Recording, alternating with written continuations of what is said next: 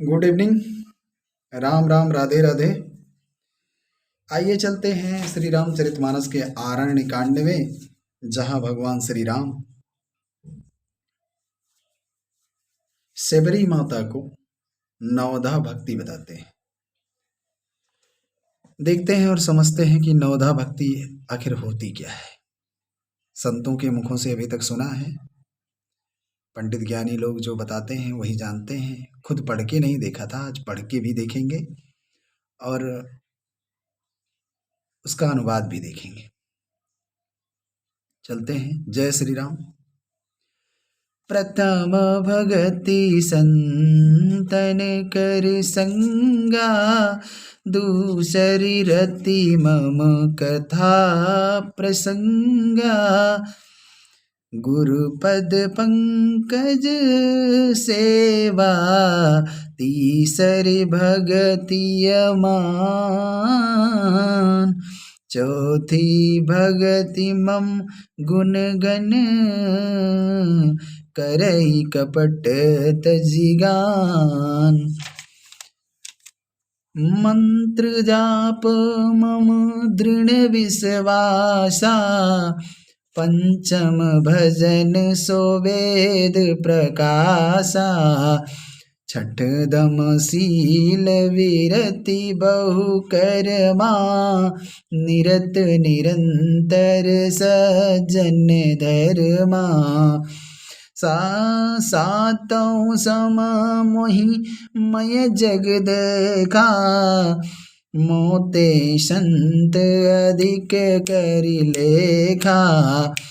आठों जथा लाभ संतोषा, सपनहु नहीं देखे पर दोषा। नवम सरल सब सन छलहीना, मम भरोसहि हरस न दीना। नवमहु एकहु जिनके होई, नारी पुरुष सचराचर कोई। अब प्रथम भक्ति भगवान श्री राम ने प्रथम भक्ति जो बताई, प्रथम भक्ति है संतों का सत्संग। मतलब संतों के पास जाओ और सत्संग सुनो। पहली भक्ति क्या है? सत्संग। जहां सत्संग हो रहा है वहां पहुंचो, पहली भक्ति। और दूसरी भक्ति मेरे कथा प्रसंगों में प्रेम, मेरे नाम का कीर्तन गान, जहां कुछ भी मेरा नाम हो वहां कि प्रेम से उस प्रसंग को सुनो मेरे नाम का। दूसरी भक्ति हो गई। अब तीसरी भक्ति बताते हुए श्री राम जी कहते हैं कि अभिमान रहित होकर, अपने मान को त्याग करके, अपने मान को त्याग करके गुरु के चरण कमलों की सेवा करना, ये तीसरी भक्ति हो गई। अब गुरु में ऐसा नहीं कि आपका ही गुरु, आपके गुरु, आपके माता पिता, आपके ज्येष्ठ, वो भी आपके गुरु ही हैं। उनको भी लिया जा सकता है उसमें। गुरु, माता पिता प्लस आपके ज्येष्ठ जो आपसे उम्र में बड़े हैं। और चौथी भक्ति कपट छोड़कर मेरे गुण समूहों का गान करें। चौथी भक्ति क्या है? कपट छोड़ करके, छल कपट मन में न रखें और मेरे गुण समूहों का गान करें। और पांचवी भक्ति बताया है कि मंत्र का जाप, मंत्रों का जाप करें। इसमें कहीं माला वाला नहीं लिया है, कैसे भी मंत्रों का जाप करो, जैसे मर्जी, उठ के बैठ के, नहा के, बिना नहाए, मतलब कैसे भी मंत्रों का जाप करो।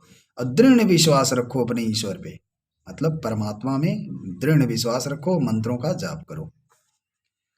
अब ये पांचवी भक्ति है। और जो वेदों में प्रसिद्ध है, ये पांचवी भक्ति रामचरितमानस में जो गोस्वामी तुलसीदास जी ने लिखा है, उन्होंने ये भी लिख दिया है कि यही भक्ति पांचवी वेद में भी आती है, वेदों में भी ये भक्ति है, पांचवी भक्ति। आगे बढ़ते हैं। छठी भक्ति इंद्रियों का निग्रह, अच्छा स्वभाव या चरित्र वाला होना, अपने चरित्र को अच्छा बनाना, ये भी एक प्रकार की भक्ति ही है, छठे नंबर की भक्ति है। चलते हैं 7वें नंबर की भक्ति। जगत भर को समभाव से मुझ में राममय, यानी कि मुझ में राममय समझना, पूरे जगत को राममय समझना कि ये संसार राम है और हम उसमें हैं, उसी में हम समाये हुए हैं। आगे बढ़ते हैं। 8वीं भक्ति के विषय में कहते हैं, जो कुछ मिल जाए उसी में संतोष करना और स्वप्न में भी पराये दोषों को ना देखना। पराये लोगों के अंदर क्या दोष है, ये कभी स्वप्न में भी दूसरे का दोष नहीं देखना। 8वीं भक्ति। और 9वीं भक्ति के विषय में बताते हैं कि 9वीं भक्ति सरलता और सबके साथ कपट रहित बर्ताव करना,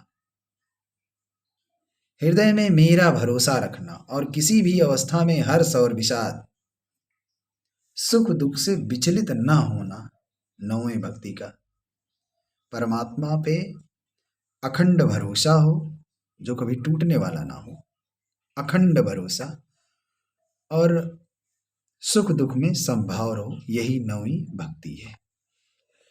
इस विषय में गुरु महाराज जी कहा करते थे कि प्रहलाद को, हिरण्याकश्यप के पुत्र प्रहलाद जो थे, उनको नारायण पे अखंड भरोसा था, यानी अपने इष्ट पे अखंड भरोसा था। और हनुमान जी के भी विषय में बोलते थे गुरु जी की हनुमान जी को भी अपने इष्ट पे अखंड भरोसा था। ये हमने गुरु महाराज जी के चरण कमलों से ही सुना है। एक समय ऐसा आया कि प्रहलाद का भी विश्वास डगमगाने लगा। जब प्रहलाद को जलते हुए खंभे से बांधने की बात हिरण्याकश्यप ने कहा कि ये अंगारे का जो खंभा है लाल कलर का जल रहा है, प्रहलाद को इसी से बांध दो, अगर ये नहीं मानता है तो प्रहलाद का भी अंदर से विश्वास डगमगाया था। लेकिन महाराज जी कहते हैं कि नामी को भी अपने नाम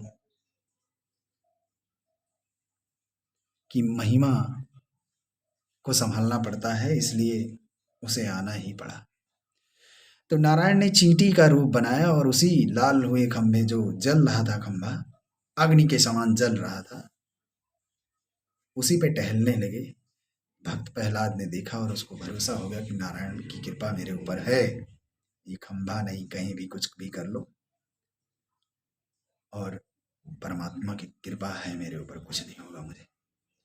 हनुमान जी के विषय में महर्षि वाल्मीकि जी लिखते हैं कि एक समय ऐसा आया कि पवन पुत्र हनुमान को निराशा, घोर निराशा घेर ली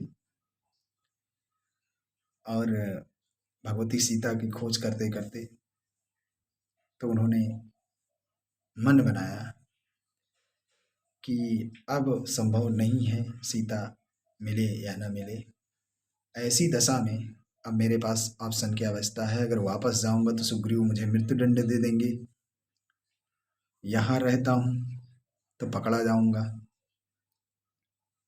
दूसरी बात सीता मुझे मिल नहीं रही, भगवती सीता को ढूंढने का ही मेरा काम था। तो उन्होंने विचार बनाया मन में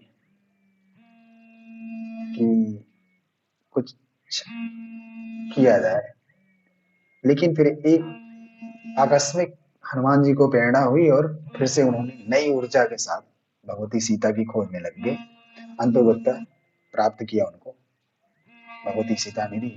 धन्यवाद आपका। ये प्रसंग गुरु महाराज जी ने बताया था, तो कह रहे हैं भक्ति का श्रवण करिए। जो त्रुटियां हो, मैं छोटा भाई हूँ आपका, उसको क्षमा करिएगा, जो इसमें मुझसे गलतियां हुई हों। जय श्री राम।